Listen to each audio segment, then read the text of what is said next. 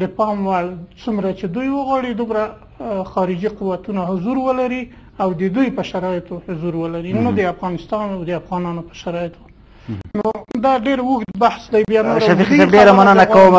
د همدې پوښتنې یوه څنډه د ښاغلي پښتونیار صاحب مخې ته ږدم چې د پنیټا له خولې د امریکا د دفاع وزیر له خولې پر جمهور رئیس کرزي نیوکې شوي دي. هغه داسې ویلي دي چې هغه د په لویدیځو او په لویدیځو رسنیو باندې نیوکې نه کوي، باید دوی په افغانستان کې د بهرنیانو یا د لویدیځو د قربانیو مننه او هرکلی وکړي. تاسو څه فکر کوئ چې د پنیټا دغه خبرې د کومې زاویې نه دي؟ دوی د کومې موخې لپاره دا خبرې کوي؟ د لوی خدای په نامه ستاسو لیدونکو او همکارانو ته د سلام د وړاندې کولو نه پس زه ستاسو سوال ته چې راځم هغې نه مخکې یو دوه نکتې غواړم چې ورباندې لږ څه ووایم، او هغه په دې منظور چې وکولی شم چې د ورځې په مسله چې اوس تاسې مانه پوښتنه کوئ هغې ته زه یو څه پیدا کړم چې پې باندې خبرې وکړم. افغانستان داسې د خوښې او ناخوښې په رابطه که سړی په میډیا کې ورته ګوري نو دا خو ظاهري خبره ده چې میډیا د ورځې مسله څیړي او هماغسې څیړي څنګه چې هغه یې ګوري. ولې څېړنه چې ده دا یوازې په ظاهري لیدو باندې که قضاوت وشي دا کافي نه ده تر څو چې سړی د یوې مسلې په ماضي او په راتلونکي باندې پوه شي. د غرب د میډیا په هکله باندې کیدای شي چې زه که بل سوال داسې مشخص راشي خپل نظر به ورباندې ووایم، ولې اصلا ستاسې سوال ته راځم. د امریکې د پوځ مشر وزیر د افغانستان د ولسمشر د هغې مواضعو په هکله چې هغوی خپله تبصره درلوده د هغه قضاوت دا و چې ګوندې دلته امریکایان یا غربیان مري او هغه د دې دپاره مري چې د افغانستان د مصالحو په هکله باندې قرباني ورکوي یا د افغانستان په جنګ کې قرباني ورکوي.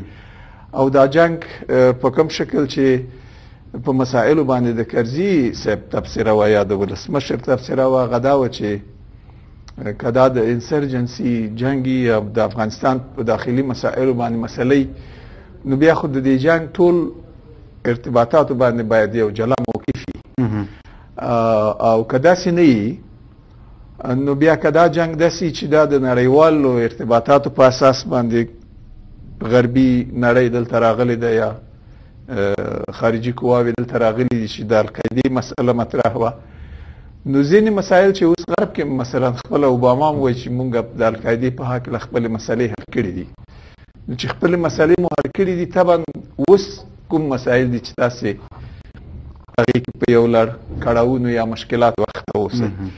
دویمه خبره دا وه چې کرزی صاحب په دې وتوانېدی چې ووایي چې د دې جګړو ځالې چې کومې دي دا په افغانستان کې نه دي، بناءً هغه ځایونو کې چې د دې جګړو ځالې دي د دې جنګ هغه اصلي محور هلته باید مشخص شي، نه دا چې زمونږ په کلو او په کورونو کې وشي.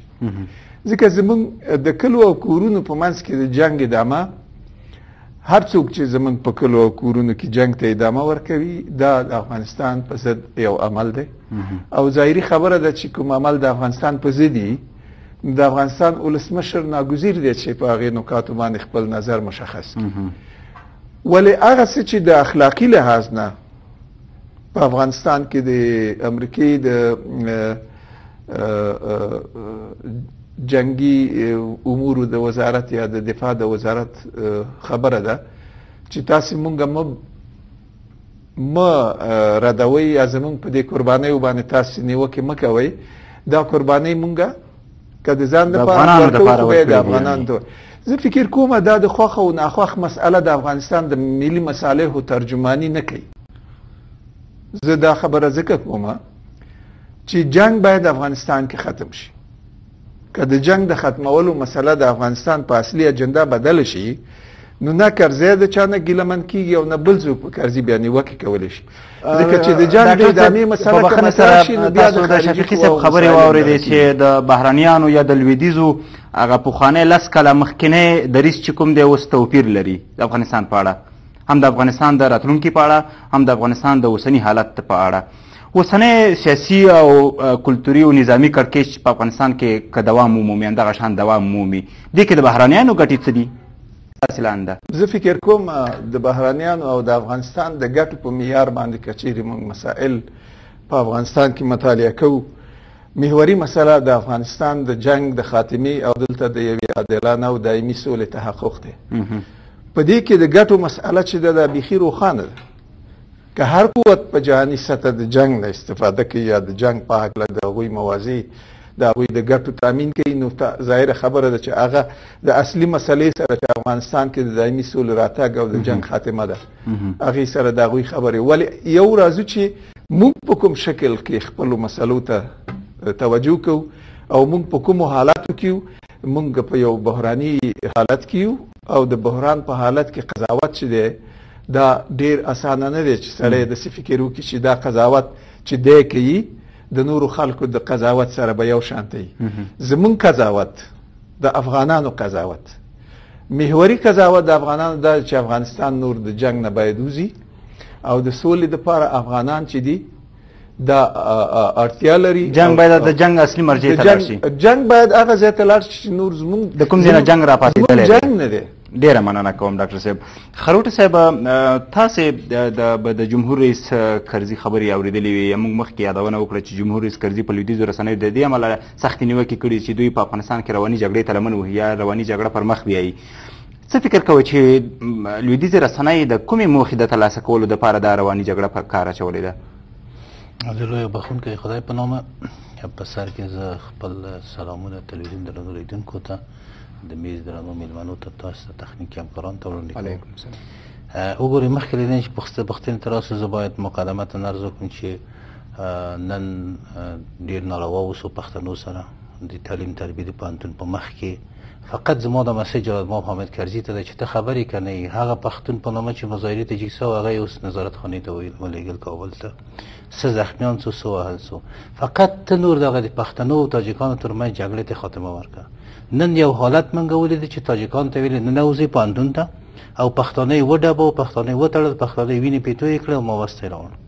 دغه حرکت زه وایم چې د مقدمه کې دا عرض کوم چې خدای روی ته وګوره نور بس دی.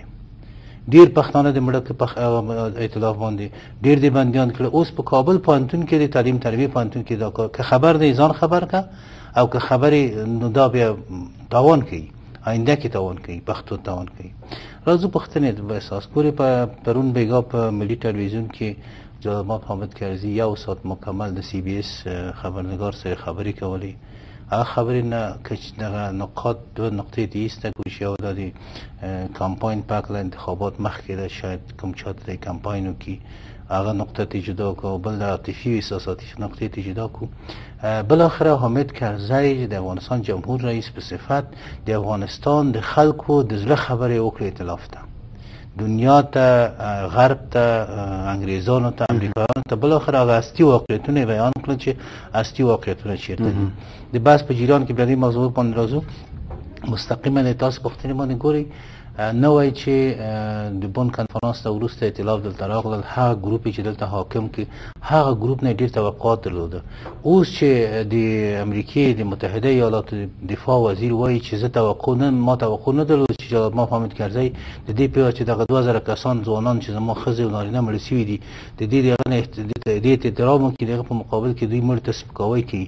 د هغه خبر حق په جانب دغه هغه حق لري دا خبره وکړي. په دې چې کولاب و مشهد نه شړل سوی خلک راوستل، د هر شي خاوندان یې کړل. د هر شي خاوندان لازم نه ده چې زه وایم چې سړی چې واسکټونه یې خرڅوه په خشتي کې اوس هغه د اطلاع خښتونه د کوټې جوړې کړي دي، هغه په خپل ځای ټول ملت زما خبرې مفهوم پوهېږي. هغه خلک د هر شي خاوندان کړل، نو هغوی باید منتداره اوسي د امریکایانو نه. په دې دغه 2000 کسان چې مړه سوي دي د دوی منافع خوندي کړی ده، دوی ته موقع مساعد کړی چې ډالر وګټي، دوی ته موقع مساعد کړی چې دوبۍ کې شرکتونه جوړ کړي، دوی ته موقع مساعد کړی چې خپل اولاد غرب کې ولېږي د تحصیل لپاره. او زما اولاد تمام ورځ مري هلته د پښتنو په سیمه کې نه مکتب ده نه سړک ده نه هېڅ. امریکایان بهرانیان ولې دومره داسې کار کوي چې یوه ډله راولي هغه په د واک په ګدۍ یا د مافیات او د معاشیت په ګدۍ کې نه وي، بل چې جمله لري کوي. امریکایان په دې تصور راغلی چې راځي دغه ډله سره یو ځای کېږم په نامه د القاعده یا تروریست هر څوک چې دا د بل ډله ځپو له منځه وړو. او دوی چون ما منتدار دي، قراردادونه مې ورته ورکړي دي، پیسې مې ورته ورکړي دي، همدا اوس بګرام ته ورسئ. یو پښتون نشته په سل کې 99 کسه د نور اقوام خلک دي او هغه ډالري معاشونه اخلي او پښتون په دروازه کې جوړیتوب ورته کوي. نو بنا د ټول امکانات امتیازات هغو ته ورکړه، همداسې توقع ورته درلوده چې زما بوټان به برسوي، ما ته به خدمت کوي. او ته څنګه ته سر روزګي نو 15 کاله بعد چې لکه چې شفیقي صاحب وفرمایل چې 6 کاله بعد یا 15 کاله بعد دوی متوجه شول چې دغه ډله د اکسپایر شوی ډله دا د کار نه ده. نو بنان حقیقي مسائل ته متوجه شول. او چې متوجه شوي دي د حکومت په ادرس هغه انتقادونه یا هغه مسائل یا هغه گزارش د بحران ډله نن سبا ما په خبرو کې اورېدې هغه کړل، دا ټول د جمله د هغه تبلیغات هغه جملونه چې د دوی هغه آخري دغه ورته ښیي چې نور نو تاسې نشئ کولی چې دا نظام مخته بوځي. بیګا جمال حامد کرزي خپل خبرو کې ډېر شي جالب شي ته هغه وکړه، اشاره وکړه او اقرار یې وکړه. خبرنګارونه پوښتنه کوي ممکن دوستان اورېدلی وایي تا حکومت کې فساد ده، بلې وایي فساد ده، تر دغه چې پورې فساد کې خرقیم. شورویان چې دلته راغلي وو 15% د کمونستانو په مابین کې فساد نه و، زما په حکومت کې 100% فساد ده او عوامل یې به ورته ښودوي فساد امریکایانو راته راوړی. ما ویلي بار چې قراردادونه مه ورکوه د وزیرانو وکیلانو خپل خپلوانو معینان ته تاسې ورکوئ. جالبه خبره دا چې CBS خبرنګار ته وایي چې همدا اوس زما د بانک رئیس تښتېدلی تا پټ کړی. ګوري دا خبرې چې دا د ملت د زړه خبرې وکړل. ممکن شفیقي صاحب ممکن ډاکټر صاحب تاسو اورېدلی نو بنان دا خبرې نه په امریکا اوس خلګېږي نه په متحدین خلګېږي. نو بنان په مجموع کې متحدین او غربیان په دغه کمپاین د تبلیغاتي چې شروع کړی حتی من جمله هغه ټلویزیونونه چې په افغانستان کې فعلا د بعضې استخباراتي کاریو لخوا تمویل کېږي یا هغه کېږي او ته یو په نامه د سړک د لارې خلک ټولوي راځي تلویزیون شاته یې کښېنوي چې دا کارپوه ده کارشناس یو معیار نشته وجود نه لري. زه دغه کیسه کې ما اومیس کرزي سره موافق یم چې هر کس راځي د ملي منافع په مفهوم تر اوسه نه پوهېږي، تعریف باندې نه پوهېږي. حتی یو بزرګوار سړي ویلي چې ملي منافع هلته یو میز کې ورسره ناست ما ورته ویل وخت چې ته نوی پیدا کېږي تا غوږ کې اذان کوي مسلماني درته ښیي بیا و کلن کې ښي لاس چپ لاس هغه د تا پلار وظیفه ده د مور وظیفه ده چې ملي منافع د تشریح کړي چې د افغانستان سرحدات کوم یو د وطن لکه مور غوندې د وطن ساتنه چې ده دا ټول مسایل. نو رئیس جمهور خو مکلف نه ده چې تا ته ملي منافع تشریح کړي. نو ګورئ هدف مې د اساسي خبره په دې باندې و چې اوس ولې دغه جنبه د تبلیغاتو زیات شوی ده، ولې غرب په ډېر قوت سره د حاکمیت په مقابل کې تبلیغ کوي. غرب نامایوس سو دغه ټیم نه دغه ګروپ نه دغه خلکو نه چې دا حاکم کړی دی نه مایوس ده او مایوس شوی ده. دی کوشش کوي چې هغه وسایلو ته متوسل سي چې دوی نور چینج کړي. خروټي صاحب پوښتنه دلته پیدا کېږي چې په نیټه ویلي دی چې جمهوري رئیس کرزی د دې پر ځای چې په موږ نیوکې وکړي یا په لویدیځو باندې لویدیځوالو باندې نیوکې وکړي باید زموږ د عسکرو د قربانیو مننه وکړي. نو تا مخکې یادونه وکړه چې قربانۍ خو صحیح ده چې هغوی ورکوي مګر همدلته چې زیان یوه ډله مومي او مفاد بله ډله اخلي. په کار نه ده چې په نیټه دا خبرې هغه چاته کړی وي چې مفاد یې ترلاسه کړی دی. او ګورئ د پنیته خبرې متوجه د افغانستان ملت ته نه و، د افغانستان دغه حاکم ګروپ ته و چې دغه سیاسي ګروپ چې په حکومت لاس کې ده دغه توجه دوی ته و. تاسې وګورئ دغه د امریکایانو راتګ یا دغه 20 ملک چې همدا اوس نظامي عسکر راوستي دي دا د ښځو جنګ ده، دلته د نارینهو جنګ نه ده. مثال تاسو ته وایم اوس یوه امریکایی ډله یا انګلیسي ډله یا عسکري عملیات کې هلته ترجمان سره موجود ده، ترجمان کمیز پرتو کې روان ده او د توپک په ډزه نه پوهېږي. سړی چې عملیاتي نظام کوي عسکر ورسره وي عملیاتي فعالیت چې کوي دا نظامي فعالیت کوي. د دوی فقط نمایشي هغه ده، د نمایشي کې دوی زوبلیږي دا خو نه غرب ده نه کوم بل هېواد هغه هېواد ده چې هر غر جنګ کوي ونه یې جنګ کوي جنګ کوي. زوبل شوي نه دي نو بنان زوبل چې زوبل نه بیخي تېر شوی ده.